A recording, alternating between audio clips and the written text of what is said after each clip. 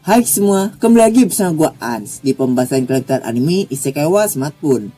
Jadi seperti biasa gue akan melanjutkan pembahasan gue sebelumnya.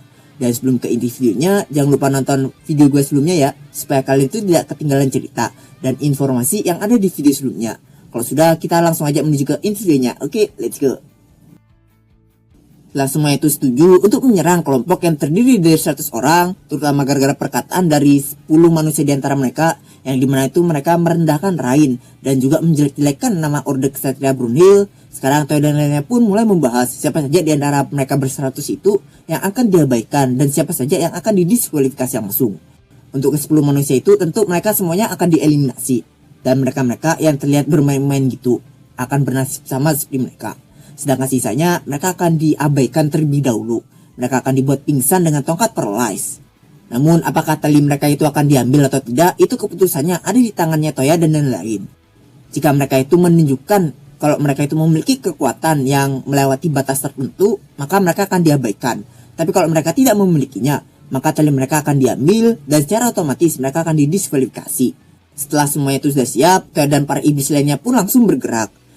Rencananya di sini adalah Toya dan lainnya akan berpencar menjadi 3 tim, mengelilingi api unggun dan menyerang secara bersamaan dari 3 sisi. Singkatnya, Toya dan lainnya pun sampai di tempat mereka masing-masing. Baba, Nicola dan Toya akan menyamakan waktu mereka saat menyerang menggunakan HP mereka masing-masing. Dan setelah waktunya sudah mencapai 0, Toya dan lainnya pun keluar dari kegelapan secara bersamaan. Para pendaftar dari kelompok itu yang bertugas untuk berpatroli pun langsung siaga gitu.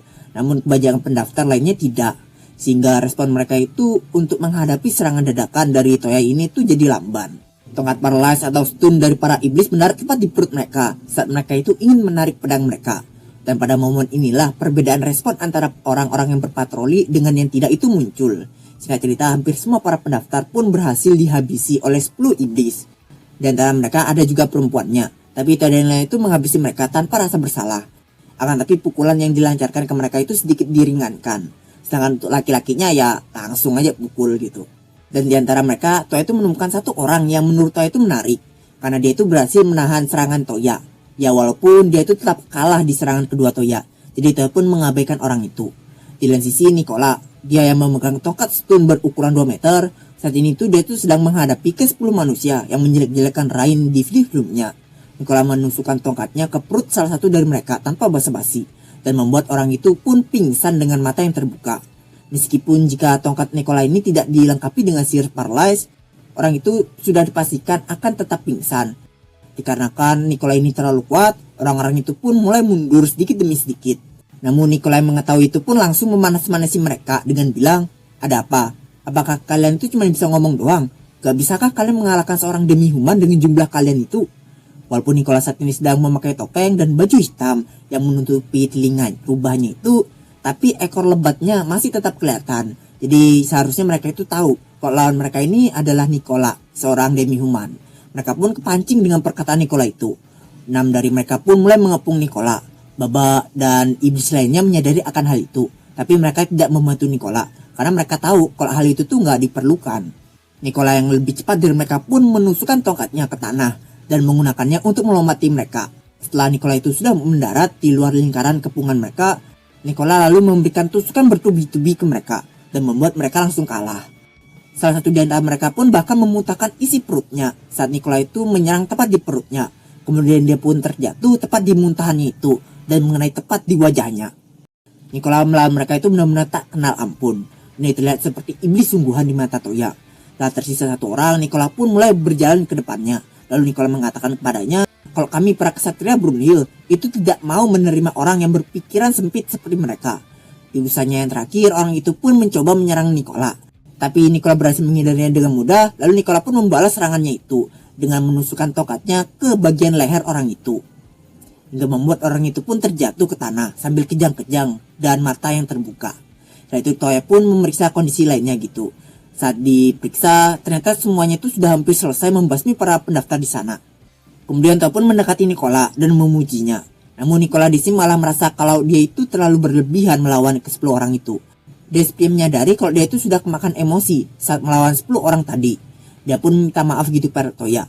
Tapi Toya tidak mempermasalahkan perbuatannya itu. Apalagi itu kan memang tugasnya dia sebagai iblis. Lalu Toya pun mencoba untuk menghiburnya dengan mengatakan kalau Toya menjadi Nicola, Toya pasti akan menelanjangi mereka lalu menggantung mereka di atas pohon.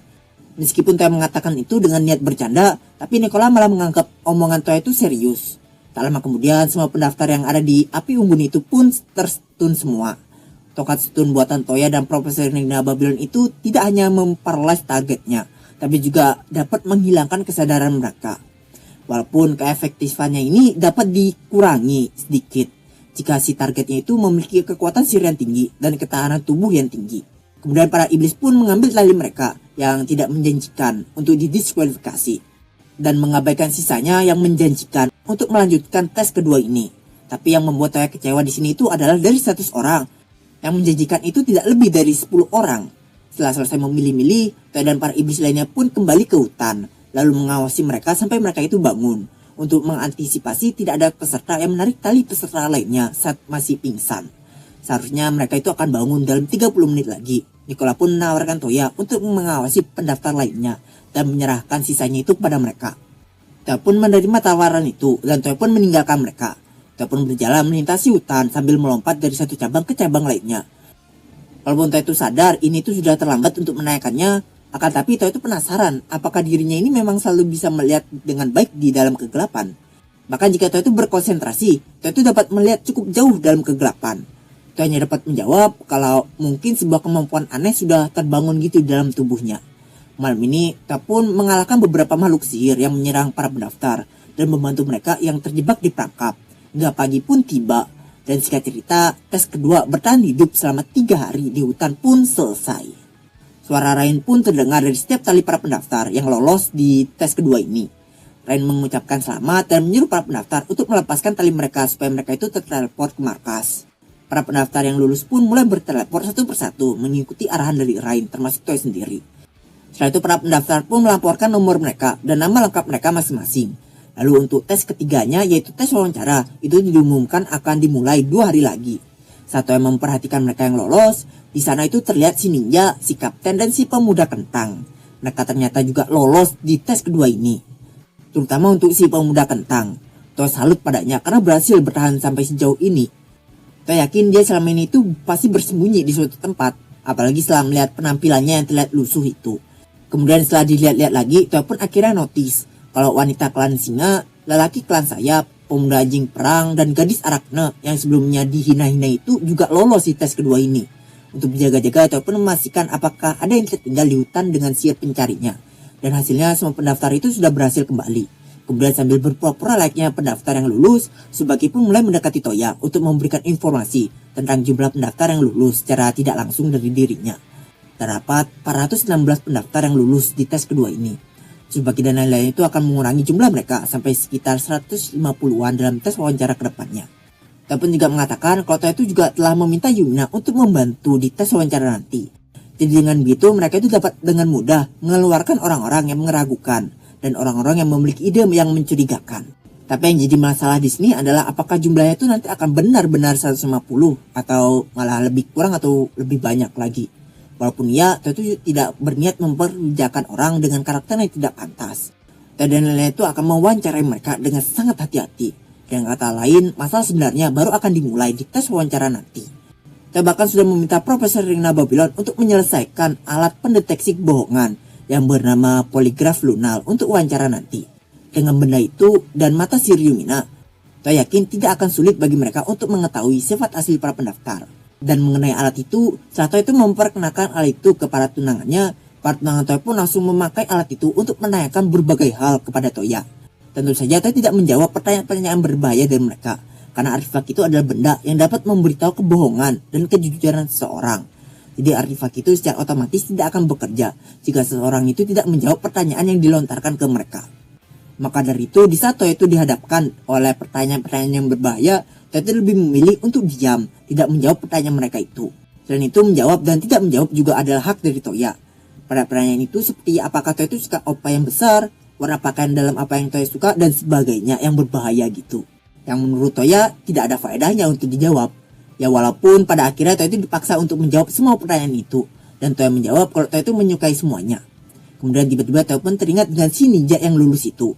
Tak bertanya apakah ninja itu adalah orang yang Tsubaki rekomendasikan. Sebab selain Kosaka, Toya itu juga memberitahu semuanya untuk mengundang siapapun yang mereka rekomendasikan. Dan meskipun mereka adalah orang yang direkomendasikan oleh orang-orangnya Toya untuk berjaga-jaga, Toya juga tetap menyuruh mereka untuk ikut tes. Jadi jika mereka itu memang memiliki kemampuan seperti yang sudah dijanjikan, maka seharusnya mereka itu pasti bisa lulus di tes-tes yang diberikan Brunhild ke mereka. Satu-satunya keuntungan dari rekomendasi ini adalah tes wawancara mereka itu akan dipermudah. Tapi kemudian menanyakan langsung ke Tsubaki tentang ninja itu.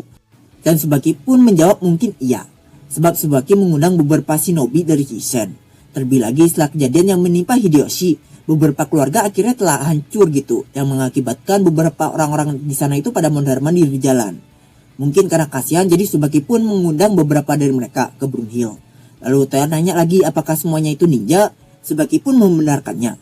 Satu ninja dari klan Koga, satu dari klan Iga, dan satu dari klan Fuma. Mendengar ketiga nama klan itu, Toya pun jadi teringat kalau di dunia lamanya itu, ketiga klan atau keluarga ini, itu tuh memiliki pengaruh yang besar dan juga sangat terkenal. Karena teringat akan hal itu, Toya pun jadi bingung gitu.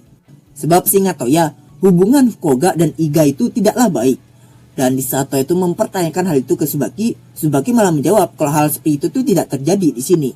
Mungkin memang ada beberapa orang yang menganggap satu dan yang lainnya itu seperti rival gitu, karena level mereka itu sama. Tapi hubungan mereka itu tidak seburuk seperti yang ada di dunia lamanya Toya. Pada awalnya mereka itu melayani keluarga yang sama, yaitu Sanada. Cuma setelah keluarga Sanada itu hancur, mereka memutuskan untuk pindah melayani Brunhild. Selain itu keluarga yang mereka layani sebelumnya itu Sanada itu tuh juga memiliki hubungan yang dekat dengan Hashiba. Jadi masuk akal jika seseorang dari kedua klan itu bisa bersama. Tsubaki pun meyakinkan Toya kalau Toya itu tidak perlu khawatir tentang mereka. Dan mendengar nama Sanada, Toya pun langsung bisa menebak gitu ninja Koga dan Iga yang dimaksud ini. Untuk memastikan tebakan Toya itu, Toya pun langsung menanyakan ke Tsubaki apakah nama depan mereka itu Sarutobi dan Kirigakure. Dan mendengar pertanyaan itu dari Toya, sontak Tsubaki pun sangat terkejut karena tebakan Toya itu benar. Dan yap, segini dulu ya untuk video kali ini. Jika ada salah kata atau informasi bisa dibenarkan aja di kolom komentar.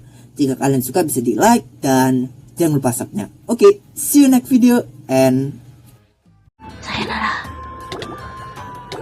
Adios. Bye. Bye. Hasta la vista, everybody.